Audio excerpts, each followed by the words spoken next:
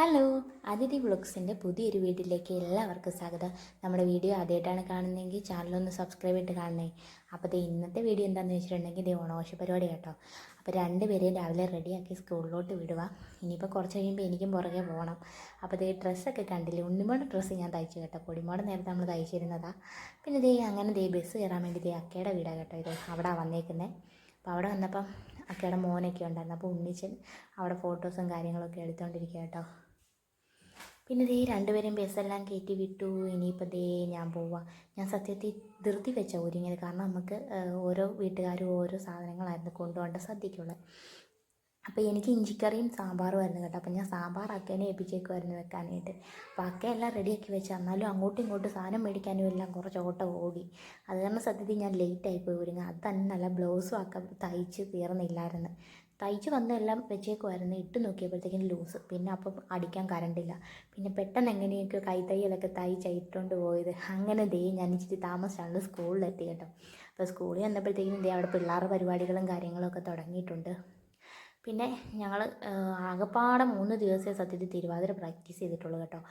അവർ 2 ദിവസം കൂടെ ചെയ്തിട്ടുണ്ട് ബാക്കിയുള്ളവർ. അങ്ങനെ 5 ദിവസം. പിന്നെ നമ്മൾ 6 പേരാണ് തിരുവാതിരയ്ക്കുള്ളത്. പിന്നെ ഇന്ന് വന്നേച്ചാണ് ഉള്ള സമയം കൊണ്ട് ഞങ്ങൾ 2 പ്രാവശ്യം ഒന്ന് പ്രാക്ടീസൊക്കെ ചെയ്ത് നോക്കി. അങ്ങനെ മുകളിലാണ് കേട്ടോ പരിപാടിയൊക്കെ നടക്കുന്നത്. അപ്പോൾ അങ്ങോട്ട് വന്നിട്ടുണ്ട്. അപ്പം ഇവിടെ വന്നപ്പോഴത്തേക്കിനും കണ്ടില്ലേ ഇവിടുത്തെ സ്കൂളിലത്തെ പിള്ളേരുടെ തിരുവാതിര കേട്ടോ. അപ്പോൾ ഇവിടെ ഉള്ളൊരു സ്കൂളിലൊരു പിയൂണായിട്ട് നിൽക്കുന്ന ഒരു ആൻറ്റി ഉണ്ട് കേട്ടോ. പുള്ളിക്കാരി കേട്ടോ പിള്ളേരെ ഡാൻസൊക്കെ പഠിപ്പിച്ചേ. നല്ല അടിപൊളിയായിട്ട്. കാരണം പരീക്ഷയായിരുന്നു, അതിൻ്റെ തിരക്കും ഉണ്ടായിരുന്നു. അതിൻ്റെ ഇടയ്ക്ക് പിള്ളേരെ അത്യാവശ്യം നല്ലോണം തന്നെ പഠിപ്പിച്ചെടുത്ത് കേട്ടോ. അപ്പോൾ പിന്നെ ഒരുപാട് പരിപാടികളും കാര്യങ്ങളും ഒക്കെ ഉണ്ടായിരുന്നു.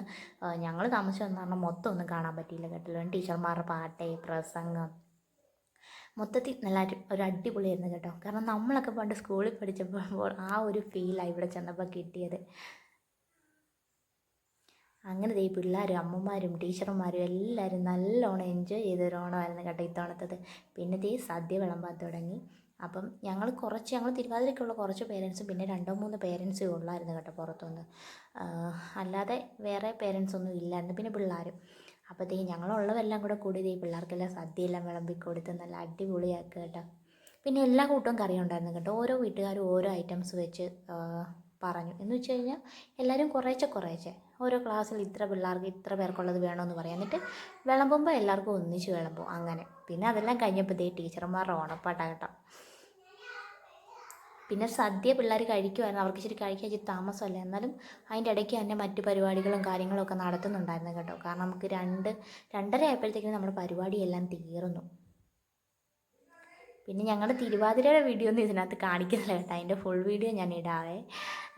പിന്നെന്താ, അങ്ങനെയൊക്കെ നല്ല അടിപൊളി ഒരു ഓണമായിരുന്നു ഇത്തവണത്തത്.